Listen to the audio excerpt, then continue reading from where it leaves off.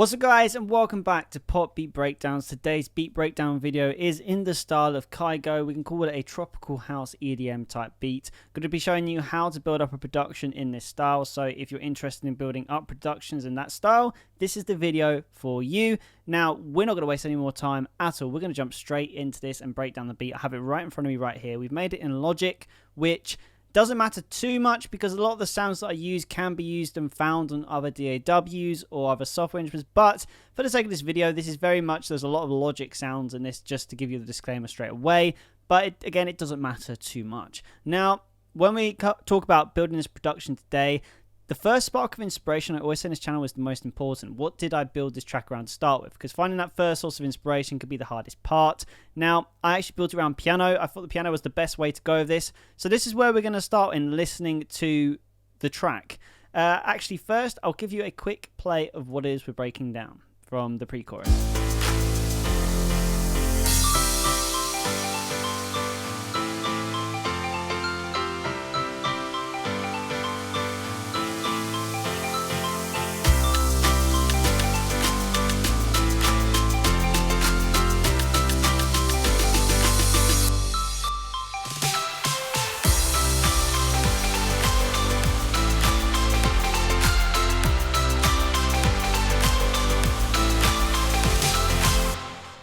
Okay, so that gives you an idea of the track. Now, again, we built this around the piano, so let's have a listen to the piano first.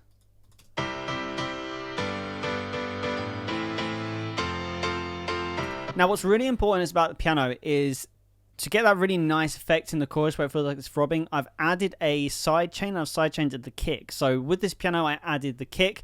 When we first talk about the sound of the piano today, we're actually using Logic Pro X for every single piano sound, and we use the squeeze pop as the first fundamental piano that I used to build it around. Then I used the Bossa Nova, I probably haven't pronounced that right, grand piano as another layer, and also the ballad preset piano all laid together. And then piano R, I've just got the low notes playing as well for emphasis. This is the squeeze pop again. So when you listen to them all individually, this is the squeeze pop piano by itself.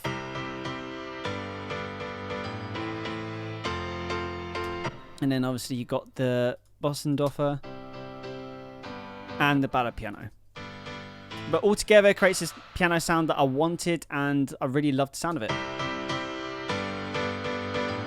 And then when it comes to the kick as well, the kick I just taken from Splice. I love using Splice, and I don't shy away from the fact that I like to use samples in productions. I don't think there's anything wrong with it.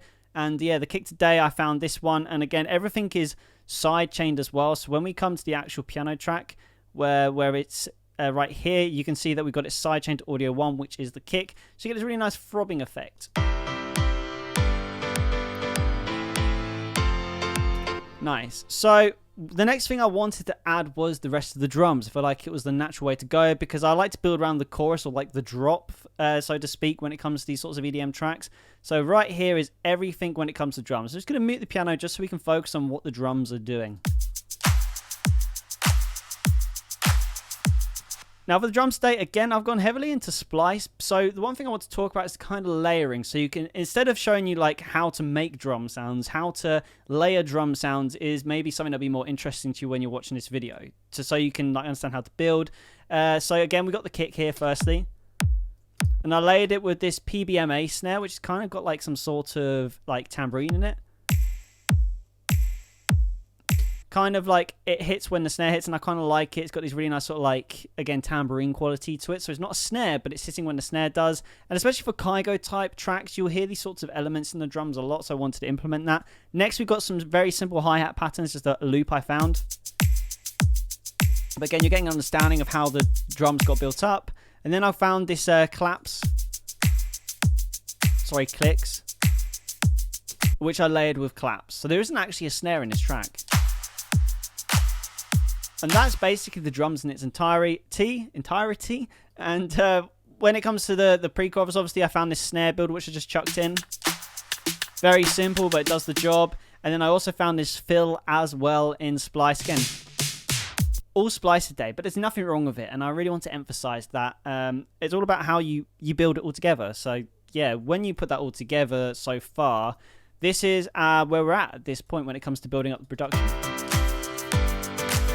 Now, when it comes to mixing, I've been doing this a lot recently, and I think it's very interesting to do. And I've actually been putting all the drums into a bus, but having the kick separately. It makes it very easy to mix the kick into the mix, because with these types of tracks, the kick is very fundamentally important when it comes to the mix. It really needs to punch through. And I always found that when mixing drums, the kick would sometimes get lost. So I took this advice from a mixing and mastering engineer who'd been mixing a track for someone I've been working with recently, and I thought I'd try it out for myself.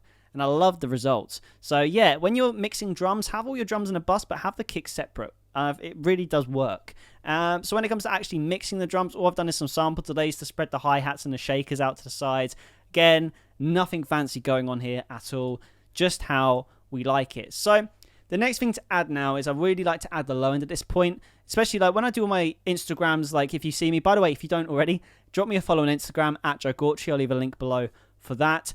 I do these shorts where I break down beats that I make more simply, and the same order seems to appear every time, and it's like the main inspiration, drums, and then bass. So I went for the bass next on this one, and the bass is a really tricky thing in these types of tracks because you don't want it to stick out too much and be the center of attention, but you really want to feel it. So I layered the 70s classic synth bass, which is an Alchemy preset in Logic Pro X, and the Deep 808, which again, another preset. But when you layer the two together, and then also sidechain it to the kick again with a compressor, you get this. It's a nice little throb. And it just sits really nicely in the background of the drums.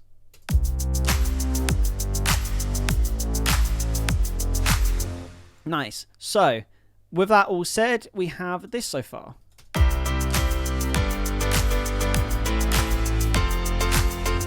Okay, so the next thing I added is the effects and crashes, just because I feel like effects and crashes is something that can really start to give you the impression of how the chorus is actually going to hit.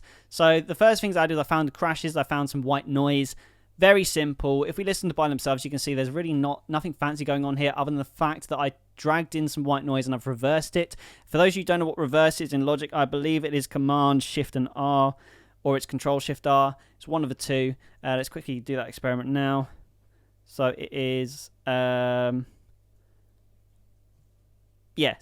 Control Shift R. I always forget that. But yeah, this is what we got going on here. Very simple. When it comes to like obviously bust it all together, I put a chorus on the output, so basically all the white noise and the crashes are at the sides of the mix. And we've got some tape delay as well, just to kind of drag out the decay of the crashes. But again, keeping it super simple, which leads us on to the next part that I added in, and that is the hook. Now, the hook I like to break down always into two different parts, the build hook and the actual sound of the hook in the chorus.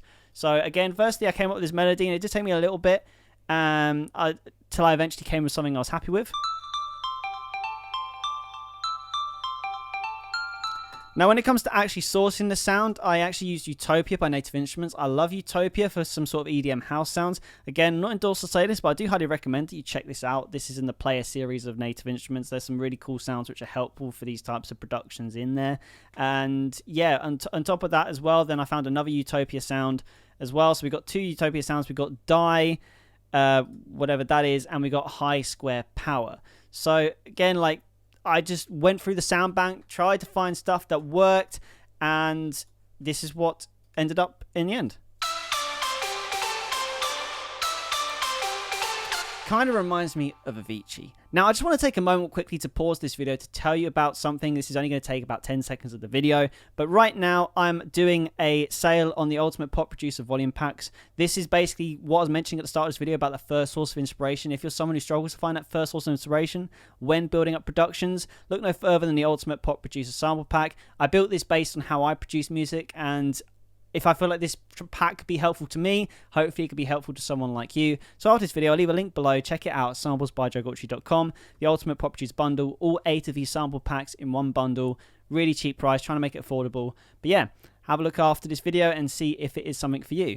Now, with that endorsing out the way, we've got the hook. Now, there's only a couple more things that we need to add at this point, and that is the pad, which I felt just to add a little bit more atmosphere to the production, just so it really like feels complete, because it always feels like something's missing, and there's still vocals to go in, and you don't know how we're going to do the vocals, whether you're going to chop them up or not. So I just thought, let's keep it simple, and I found Breathy Vox, which is a preset in Logic, and it's not playing. There we go. So yeah, so just something super simple like that. And then that's literally it. That is the whole production. Now we could talk a little about mixing and mastering on the output, just what we use. So I use a channel key first just to boost the highs. Now we've got a gain here, and that's because I always mix in mono, and I've started doing it, and I've seen great results from doing it. We're just going to turn it off for now because we're not listening in mono. And then I use the curves equator. This is really good for balancing the track audio. This is waves. And then I'll also go back to waves again. We're just using waves plugins here because I'm a waves endorser at this point. And it's got the vitamin here, the C6 and the Ultra is my chain for finishing off the mastering. Again, all these adjustments are made in mono. And then I do some final adjustments once I'm happy with how the mono mix sounds. If you want any of these plugins, by the way, guys, I'll leave a link below so you can check out these plugins for yourself at wavesaudio.com. Got a lot of links below. Now, with the vitamin, this is my favorite. This is one of my favorite plugins when it comes to balancing on the master track. It's fantastic. So it's just great. So with that all said, this is the final production. Let's have one more listen to it.